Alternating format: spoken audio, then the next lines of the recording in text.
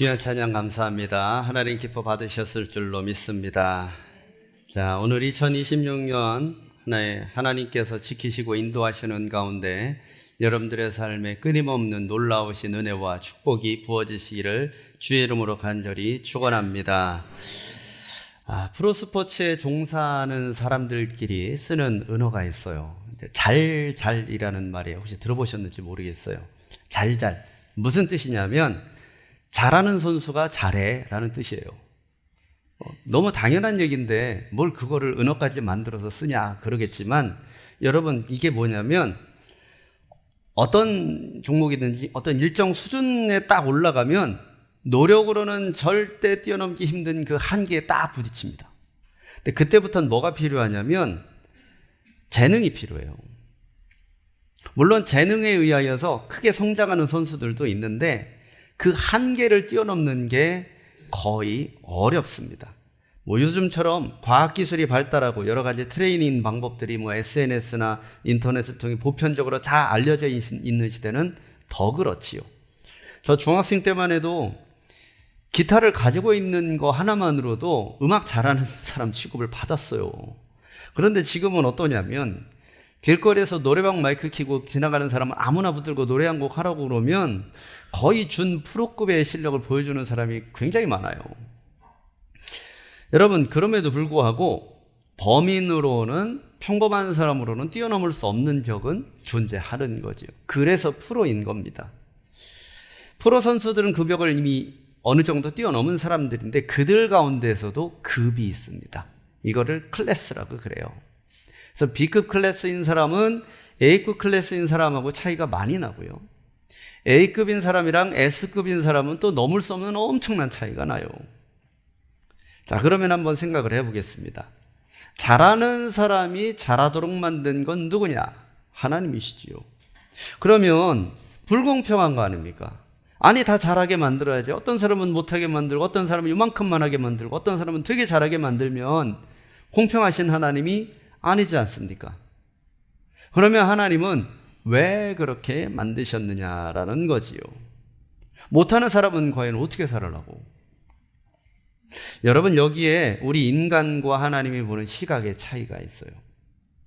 인간 레벨에서는 S급이다 할지라도 감히 하나님과는 레벨 차이를 비교할 수가 없는 거예요. 무슨 말이냐면 하나님 입장에서 보면 인간의 잘하고 못하고는 아무런 영향을 주지 못한다라는 거예요. 맛있어 봐야 알밤이고 꿀밤이고 차이인 겁니다.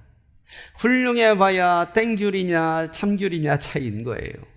그냥 하나님 입장에서는 큰 차이가 안 난다라는 거지요. 하나님은 인간이 잘하건 못하건 아무런 상관이 없으신 분이에요.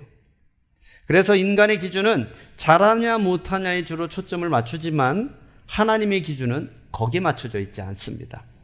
자, 오늘 우리는 임원 임명식을 가졌습니다. 우리 장로님들, 권사님들, 집사님으로 부름받은 일꾼들이 하나님 앞에 헌신하겠다 오른손 들고 서약을 했습니다. 교회에서 여러분 직분자를 세울 때, 사역을 맡길 때 제가 자주 듣는 말이 있어요. 제가 아직 부족해서요 라는 말이에요. 목사님, 저는 아직 감당할 수 없습니다. 제 능력이 안 됩니다 라는 말이에요. 여러분, 우리가 흔히 쓰는 이 말이 하나님 앞에서 얼마나 말이 안 되는 말인지 오늘 말씀을 보시면 알게 될 겁니다. 그리고 하나님은 왜 능력도 부족하고 잘 알지도 못하는 나를 부르셔서 임원으로 세우시고 일꾼으로 세우셨는지 이해하게 될 겁니다. 자, 오늘 함께 읽은 누가복음 5장의 말씀의 주인공은 베드로입니다. 자, 이 베드로는 그냥 어부가 아니라 갈릴리 호수에서 웬만큼 이 어업업체를 운영하는 중견그룹 사장님 정도 되는 사람이에요. 안드레, 요한과 함께 동업을 했던 사람이에요. 이 사람은 물길을 납니다. 그리고 바람도 읽을 줄 알아요. 그리고 고기가 어디로 가야 마는지, 어디에 숨는지를 본능적으로 잘 아는 소위 말하는 어부 프로페셔널입니다. 그런 그가 오늘 본문에서는 완벽한 실패를 맛보고 있지요. 자, 5절 보시면 시몬이 대답하여 이르되 선생님, 우리들이 밤이 새도록 수고하였으되 잡은 것이 없습니다 라고 얘기를 해요. 여기서 나오는 이 수고라는 단어가 코포스라는 단어를 사용을 했습니다. 네이코포스가 수고했다라는 단어이기는 한데 단순히 일을 했다, 열심히 했다라는 그런 뜻이 아니에요. 이거는 탈진할 정도로 극도로 힘들게 노동을 했다. 그때 저 단어를 씁니다. 아마 베드로는 그 밤 내내 이상하다, 왜 고기가 안 올라오지? 그러면서 그물을 던졌을 거예요. 아니, 늘 이 시간에 이 장소에 오면 어느 정도 고기를 잡았었는데 이상하네, 그러면서 던졌을 겁니다. 그러면서 그래도 계속 하다 보면은 늘 하던 데니까 어느 정도는 그래도 소득이 있겠지. 오늘 밤에 설마 공치기야 하겠어? 내가 프로인데, 갈릴리에서 내가 어렸을 때부터 잔뼈가 굵었는데 설마, 그런 마음으로 던졌던 겁니다. 던지고 또 던지고 또 던졌는데 결과는 뭐냐? 빈배예요. 평생 자신의 커리어를 만들어 온 경험, 경력, 노력, 기술이 아무런 효력을 발휘하지 못하는 그런 어떤 한계 상황을 맛본 겁니다. 그래서 그 모든 노력과 경력이 보상받지 못한 채 빈대로 돌아가고 있는 거지요. 그냥 오늘 하루 운이 없네, 이렇게 치부할 수도 있겠지요. 하루 허탕쳤다고 베드로의 사업체가 넘어가지는 않을 테니까요. 그런데 여러분, 사람이 조바심을 내는 이유가 있습니다. 이런 상황이 2번 나오고 3번 나오고 4번 나오고 계속 겹쳐서 나오면 어떻게 되냐면 다음번에는 이런 비슷한 상황에 처하면 굉장히 불안해져요, 사람이. 그래서 알 수 없는 이 미래에 대한 불안감과 더불어서 자신의 경험, 기술, 노력, 이런 경력, 이런 것들을 의심하기 시작합니다. 이런 게 더 이상 통하지 않으면 앞으로 어떡하지? 나도 이제 나이가 들어서 안 되는 건가? 세상이 많이 변했나? 이제는 옛날 같지 않으면 다른 일을 알아봐야 되나? 이런 생각들을 하게 되는 거예요. 여러분, 실제로 이런 근심 때문에 많은 이들이 고통받고 살고 있지요. 아마 여러분들 중에서도 베드로와 비슷한 경험을 하셨던 분들이 있을 것 같습니다. 사회에서 어느 정도 경력에 교회에 올라왔고 교회에서 오랫동안 봉사도 했는데 마음 한구석에서 빈배의 스트레스를 안고 사시는 분 혹시 있을지도 모르겠어요. 그런데 여기서 우리가 놓치지 말아야 할 가장 중요한 진리가 한 가지 있습니다. 예수님이 바로 그 실패의 밤, 빈배의 아침에 베드로를 찾아오셨다라는 거지요. 베드로의 위대한 소명, 그의 인생을 완전히 뒤엎고 놓은 이 거대한 부르심은 베드로가 만선으로 개선했을 때가 아니라 가장 처절하게 비어있을 때, 그때부터 시작되었다라는 거예요. 자, 여러분 저를 따라서 한번 해보시지요. 하나님은 능력이 아니라 깨어짐을 쓰신다. 다시 한번요. 하나님은 능력이 아니라 깨어짐을 쓰신다. 자, 예수님은 베드로가 고기를 잡든 안 잡았든 관심이 없는 것처럼 행동하십니다. 빈배에 올라가세요. 그러면서 물가에 조금 더 띄워놔, 이렇게 배를 좀 몰아서 강으로 조금 흘러가신 다음에, 바다로 흘러가신 다음에 말씀을 가르치십니다. 그리고 베드로에게 말씀을 다 마친 다음에 뭐라고 얘기하시냐면 깊은 데로 가서 그물을 던져라 그러십니다. 여러분, 우리가 알고 있는 대로 결과는 놀랍지요. 그물이 찢어질 듯 만선의 경험을 하게 됩니다. 혼자서 안 돼서 다른 배를 불러다가 그 고기를 함께 실어도 그 배가 꽉 차서 찰랑찰랑 넘치게끔 되었어요. 자, 그런데 베드로의 반응이 좀 특이합니다. 우와, 대박 났네, 이렇게 좋아하는 게 아니고 오히려 예수님의 발 앞에 엎드려요. 자, 8절 말씀 보십시오. 시몬 베드로가 이를 보고 예수의 무릎 아래 엎드려 이르되 주여 나를 떠나소서, 나는 죄인이로소이다. 뭔가 커다란 중요한 것을 깨달은 느낌입니다. 베드로가 물고기를 보지 않았기 때문에 그렇습니다. 그는 물고기를 모으신 예수님을 본 거지요. 물고기 많이 잡는 게 문제가 아니라, 아니 이게 어떻게 이렇게 될 수 있는 거야? 전양반은 어떻게 저걸 할 수 있는 거야? 아무리 생각해봐도 답이 나오지 않는 겁니다. 그래서 이거는 어부의 경험, 어부의 경력, 어부의 어떤 능력, 이런 것과 상관없는 다른 어떤 권위가 있다라고 느낀 거예요. 그래서 베드로는 거룩하신 하나님의 임재 앞에서 나의 초라함을 맛보게 된 거예요. 지금까지 수십 년을 노력해서 이루어온 내 경력이 전양반 앞에서는 아무것도 아니네, 이거를 느끼게 된 겁니다. 여러분, 부르심의 첫 번째 단계는 뭐냐면 내 경력, 내 능력, 나의 프로페셔널이 아무것도 아님을 깨닫는 데서부터 시작됩니다. 구약 성경에 보면 이사야 선지자도 베드로와 비슷한 얘기를 해요. 이사야가 성전에 높이 들린 보좌에 앉으신 여호와의 영광을 보았을 때 뭐라고 고백하느냐? 화로다 나여 망하게 되었도다. 나는 입술이 부정한 자인데. 이렇게 탄식을 합니다. 여러분, 베드로와 이사야가 느낀 이 감정을 신학적으로는 뭐라고 부르냐면 거룩한 두려움이라고 불러요. 하나님은 당신의 사람들을 부르실 때 이 거룩한 두려움부터 시작을 합니다. 거룩한 두려움을 가진 사람은 자신의 능력을 더 이상 의지하지 않아요. 오히려 하나님 앞에서 내가 얼마나 큰 죄인인지, 얼마나 무능한지를 처절하게 깨닫게 되지요. 일본에는 킨츠키라는 독특한 도자기 수선 기법이 있습니다. 이게 뭐냐면 도자기가 깨지면 그걸 버리는 게 아니라 그걸 조각을 모아다가 그 깨진 부분을 금으로 메워서 다시 붙입니다. 그렇게 해서 만들면 금으로 수선된 도자기는 깨지기 전보다 훨씬 더 비싼 가치를 갖게 돼요.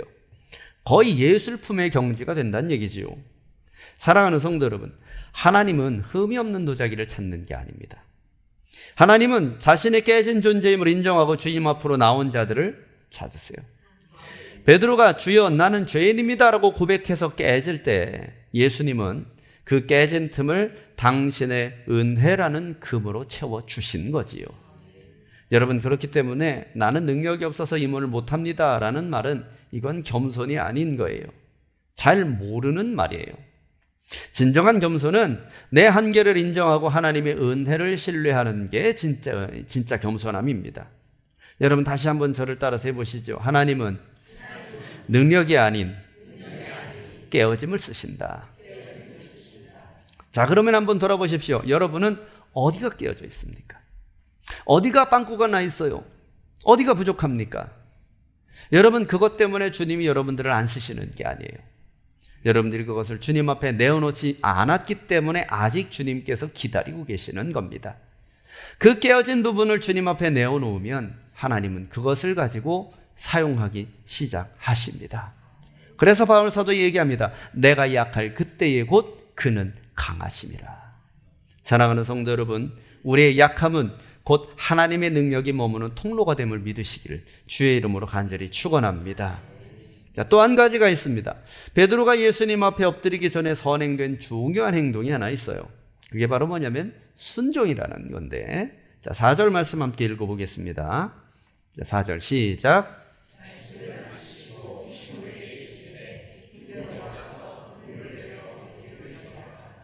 자, 이 명령 자체는 베드로가 볼 때는 상식을 완전히 뒤집는 명령이에요. 어부들은 이렇게 하지 않아요. 자, 어부로서 베드로가 알고 있는 상식은 이래요. 첫째, 고기는 밤에 잘 잡힌다라는 거예요. 최소한 갈릴리 바다에선 말이죠. 왜? 낮에는 고기가 먹이를 찾으러 흩어져서 돌아다니니까 잡기가 힘들다는 얘기예요. 그래서 밤에 잘 때에 고기가 모여있는 스팟에 가서 그물을 던져야, 그래야 고기를 더 많이 쉽게 잡을 수 있습니다. 그게 베드로의 상식이에요. 그런데 깊은 곳에 가서 그물을 던져라. 그것도 이 아침에 다 말고 말씀까지 전했으니까 오전 낮을 됐겠죠. 이 환한 때에 지금은 고기가 나올 때가 아니에요. 그런데 예수님 그렇게 말씀을 하시는 거죠. 자, 둘째. 장소가 문제입니다. 깊은 곳이 아니라 얕은 곳에 그물을 던져야 고기가 더 잘 잡힙니다. 왜? 깊은 곳은 고기가 잘 피해 다닐 때가 많아요. 그런데 얕은 곳은 어때요?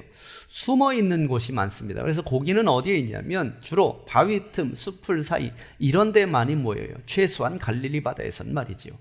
그러니 그곳에 그물을 던져야 고기가 있지, 깊은 곳에는 던져봐야 잘 안 잡히는 거예요.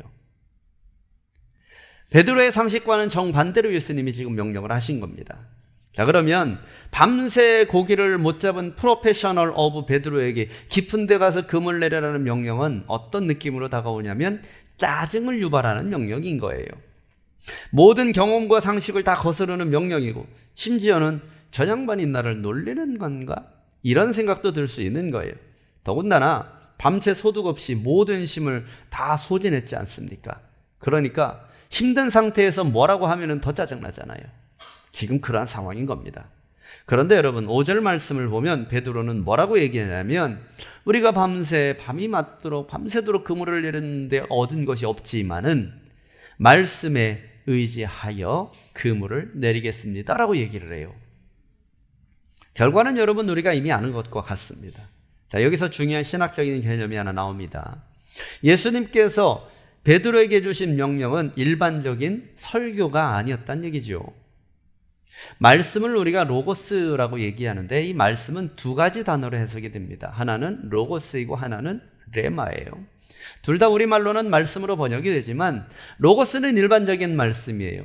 우리 모두가 다 들을 수 있는 지금 제가 하는 설교 같은 게 이게 로고스예요. 그런데 레마는 좀 다릅니다. 나에게 주신 하나님의 말씀이 레마예요. 깊은 곳에 가서 그물을 던지라라는 이 말은 엄한 사람이 들으면 저게 뭔 소리야, 무슨 헛소리야 이렇게 치부될 수 있는 말이지만 지금 이 상황에서 베드로에게는 레마인 거예요. 자신의 인생을 바꿀 수도 있고 자신의 생각과 가치관을 완전히 뒤집어 놓을 수도 있는 위대한 말이라는 거지요.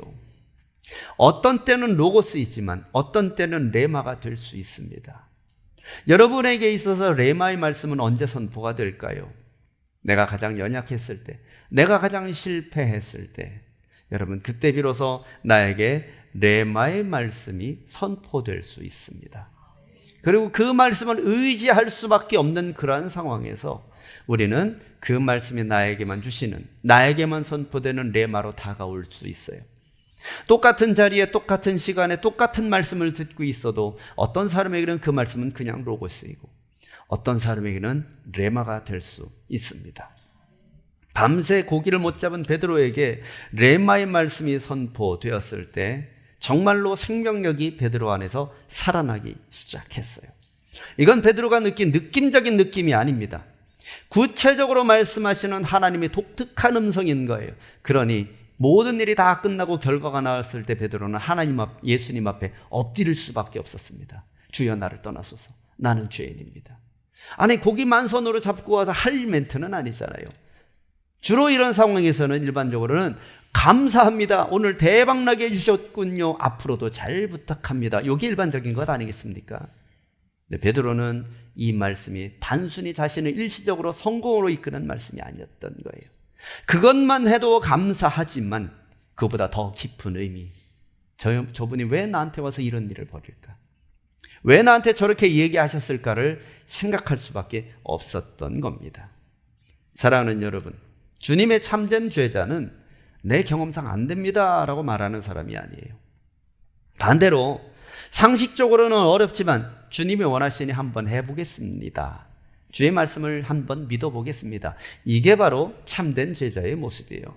여러분 진정한 순종은 뭐냐면 말씀하시니까 그냥 해볼게요 라는 게 순종이에요. 자, 저를 따라서 해보시죠. 주께서 말씀하시니 해보겠습니다. 다시 한번 주께서 말씀하시니 해보겠습니다. 옆 사람에게 얘기해 주십시오. 한번 해봅시다. 그냥 한번 해봅시다. 결과는 어떻게 될지 알 수 없습니다. 왜? 모든 일의 결과는 다 주님 앞에 달려 있으니까요. 그러나 여러분 결과에 상관없이 우리는 주님이 말씀하시면 해보는 거예요. 비행기 조종사들이 가장 두려워하는 상황 중에 하나가 공간 방향 감각 상실이라는 거예요. 이게 뭐냐면 캄캄한 밤바다 위를 날거나 짙은 구름 속을 지날 때에 이 조종사의 신체 감각이 가끔 거짓말을 해요. 분명히 조종사는 지금 비행기가 똑바로 날고 있다고 느끼는데 현실은 정반대일 수도 있어요. 비행기가 뒤집혀서 날아가는 경우도 있다는 얘기예요. 우리는 일반적으로 살아갈 때 몸을 뒤집어 놓으면 내가 뒤집혔다는 걸 느끼지만 여러분 비행기는 마하의 속도로 날아갑니다. 그러니까 위아래 감각이 그만큼 무뎌져요. 일반적으로 비행기 조종사가 받는 그 압력이 있죠. 그게 우리가 살아가는 이 일반적인 신체 압력의 몇 배 압력을 받고 있습니다. 그러니 감각이 흐트러져요. 그런데 여러분 비행기가 거꾸로 날고 있으면 어떻습니까? 고도가 좀 낮아지나? 그래서 조종관을 당기면 땅으로 처박히는 거예요. 바다로 처박히는 거죠. 죽는 겁니다. 그러면 어떻게 해야 되느냐? 계기판을 봐야 됩니다. 계기판에는 지금 이 비행기가 뒤집어져 있는지, 옆으로 서 있는지, 똑바로 날고 있는지가 표시가 됩니다. 그래서 자신의 감각이 아닌 계기판을 의지해야 돼요. 그래서 초보 비행사들보다 어느 정도 경험 있는 비행사들이 사고가 잘 납니다. 초보 비행사들은 모르니까 온전히 계기판만 뚫어지게 봅니다. 이게 자기를 믿을 수가 없으니까요. 그런데 경험이 어느 정도 쌓이면 어떻습니까? 내가 지금 소티를 몇 번을 뛰었는데, 내가 지금 비행을 내가 지금 1000번을 했는데, 그러면 뭐냐면 자신의 감각이 뛰어나다고 믿게 돼요. 계기판을 믿지 않는 경우가 생긴다라는 얘기죠. 베드로에게 있어서 깊은 데로 가라는 것은 그동안의 경험상으로는 망하는 길이에요. 하지만 베드로는 자신의 경험을 껐습니다. 그리고 예수님의 말씀이라는 영적인 계기판을 믿은 거지요. 사랑하는 성도 여러분, 우리가 하는 교회 일은 어떨까요? 우리의 감각과 세상의 경영 논리로 교회 일을 할 수가 없어요. 여러분, 그래서 여러분 실패하지 않습니까? 상황이 어둡고 내 느낌이 두려워도 말씀의 계기판이 주는 말씀, 그 뜻에 순종을 해야 합니다. 만약에 말씀의 계기판이 내 감정으로는 도저히 허락되지 않음에도 불구하고 사랑하라 그러면 그냥 가서 사랑해야 돼요. 내 감정대로 사랑해요라고 하는 게 아니라, 사랑하는 마음이 끌어나서 사랑하는 게 아니라 사랑하라고 하니까 가서 그냥 사랑합니다 하는 거예요. 용서하라 그러면 저 인간을 어떻게 용서합니까? 저 인간 나한테 사과도 안 했는데요. 그래도 내가 용서한다 그냥, 주님이 그러시니까 라고 하는 겁니다. 지금 달려나갈 때인 것 같은 느낌이 강하게 들어도 말씀의 계기판이 여기서 멈춰야 돼. 그러면 멈춰야 합니다. 여러분, 그렇게 할 때 인간의 경험으로서는 맛볼 수 없었던 만선의 기적을 경험할 수 있게 되는 겁니다. 다시 한번 저를 따라서 해보시지요. 주께서 말씀하시니 한번 해보겠습니다. 주의 말씀에 순종하시는 여러분들 되시기를 주의 이름으로 축원합니다. 순종의 결과가 참 엄청납니다. 6절 7절 보십시오. 그렇게 하니 고기를 잡은 것이 심히 많아 그물이 찢어지는지라. 이에 다른 배에는 동무들에게 손짓하여 와서 도와달라 하니 그들이 와서 두 배의 채움에 배가 잠기게 되었더라. 자, 베드로와 요한이 순간적으로 그런 생각 들 수도 있습니다. 아까 말씀드린 것처럼 인간적인 생각이죠. 이야, 오늘 대박 났구나. 공치는 줄 알았는데. 그런데 한번 생각해보자. 저 정도라면 우리가 영입해서 영업이사로 삼아야 되는 거 아니야? 기술이사로 삼아야 되는 거 아니야? 영입하자. 스카웃하자. 저라면 그런 생각을 좀 했을 것 같은데 말이지요. 여러분, 그런데 예수님이 베드로가 이 기적의 축복에 도취되도록 내버려 두지 않으셨어요. 다른 생각을 할 여유 없이 또 충격적인 지시 하나를 내리십니다. 10절 말씀 보십시오. 이 말씀이 중요해요. 자, 읽어보십시오. 시작.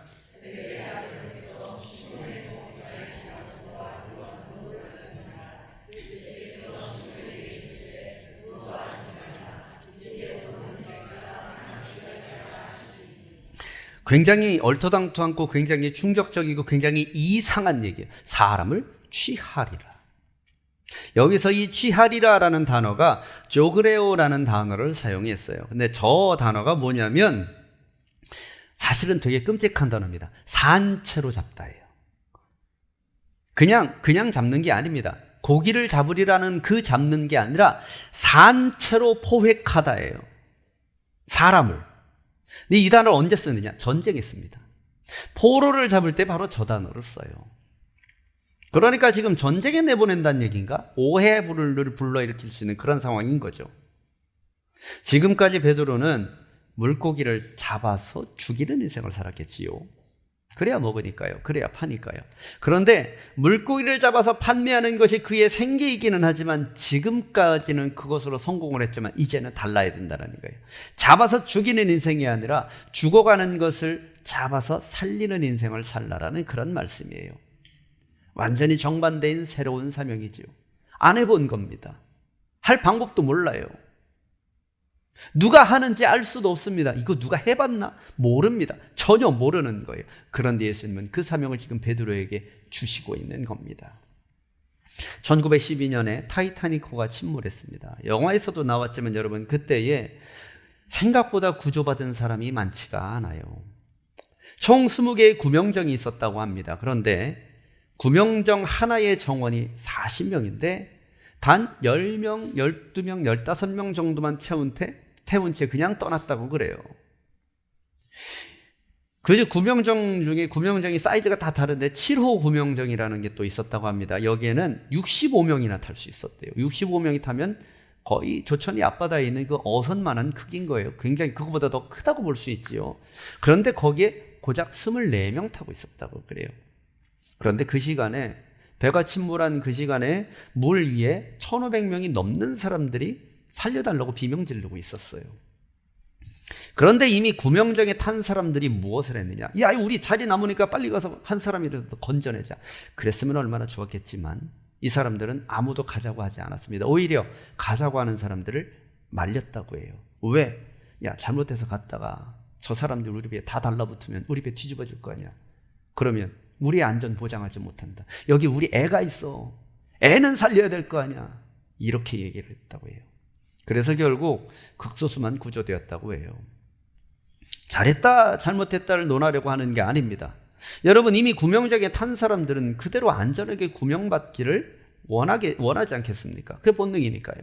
아직 타지 않은 사람들은 간절하게 타기를 원하겠지요. 이거는 각자의 사정과 상황에 따른 것이니까 잘잘못으로만 단순하게 따질 수는 없어요. 그런데 여러분, 중요한 것은 그것보다 사명이지요. 구명정의 사명이 뭐냐? 본질적인 구명정이 뭐 하는 배냐를 그거를 집중해 보아야 해요. 구명정의 본질은 이미 구원한 사람을 보호하는 게 아닙니다. 물에 빠진 사람을 구원하는 게 구명정이에요. 여러분, 우리 교회는 무엇을 위한 것일까요? 우리 교회는 우리끼리 편안하게 지내다가 천국 가기 위한 그러한 유람선이 아닙니다. 우리의 배는 우리가 타고 있는 이 조천교회라는 배는 물에 빠진 영혼을 건져내기 위한 라이프보트예요. 구조선입니다. 여러분, 영혼을 건져내다가 상처도 받습니다. 때로는 욕도 먹어요. 그래서 여러분, 하나님 일을 하다가 시험에 들기도 합니다. 여러분, 그러나 하나님께서 우리 교회에 주신 사명은 그런 위험을 무릅쓰고라도 가라고 얘기하세요. 영혼을 구원하라고 얘기하십니다. 예수님이 베드로에게 금을 찢어지는 축복을 주신 이유가 무엇일까요? 베드로의 배를 불리기 위해서? 여러분, 절대 그렇지 않습니다. 찢어질 것 같은 세상의 아픔을 함께 싸매고 죽어가는 영혼을 건져내라고 주신 거지요. 7절 말씀 보시면 이에 다른 배에 있는 동무들에게 손짓하여 와서 도와달라 하니 그들이 와서 2배의 채움에 잠기게 되었더라. 배가 한 대가 아닌 거예요. 옆에도 배가 있었다라는 얘기입니다. 그럼 그 옆에는 배가 없었을까요? 또 배가 있는 거지요. 여러분, 베드로가 결국 혼자가 아니었다라는 얘기지요. 예수님께서, 하나님께서 베드로가 사역을 감당할 수 있도록 옆에 다른 배들도, 동역자들도 마련해 주시겠다라는 말씀이에요. 여러분, 우리가 맡은 사명은 혼자 감당하는 게 아닙니다. 함께 하는 거예요. 혼자만의 영혼 구조가 아니라 우리 모두 함께 이 사명 감당해야 할 줄로 믿습니다. 이제 말씀 맺겠습니다. 11절 말씀이 우리가 알고 있는 가장 위대한 기적이지요. 그들이 배들을 육지에 대고 모든 것을 버려두고 예수를 따르니라. 모든 것을 버리고 예수를 따르는 게 쉽지 않은 결단입니다. 더군다나 지금 만선을 맛보았어요. 세상적으로 큰 성공을 맛보았습니다. 그 큰 성공을 배설물로 여기고 예수님을 따라간다라는 거, 예수님이 그보다 훨씬 더 큰 가치라고 생각되어야만 할 수 있는 일이지요. 예수님은 시몬을 향해서 내 이름을 베드로라 하리니 이는 반석 위에 내 교회를 세우리라 말씀하십니다. 정체성을 바꿔주시는 거죠. 성경에서 이름 바꾸는 거는 정체성을 바꿔주는 거니까요.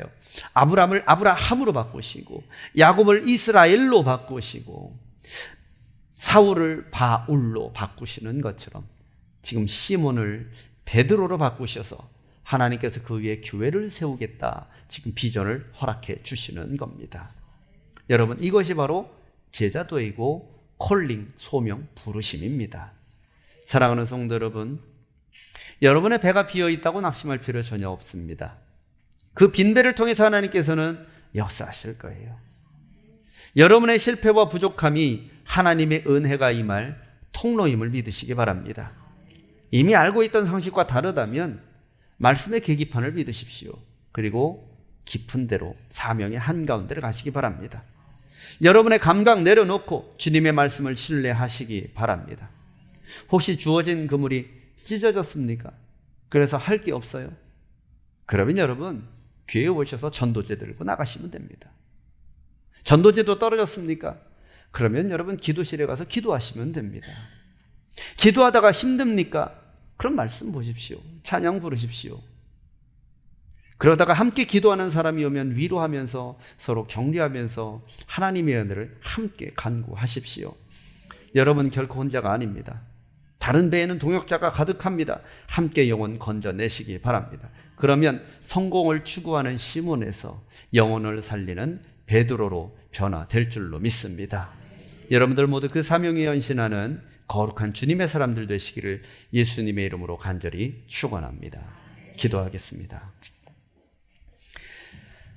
사랑과 은혜가 풍성하신 아버지 하나님, 우리는 구조선 되기를 원합니다.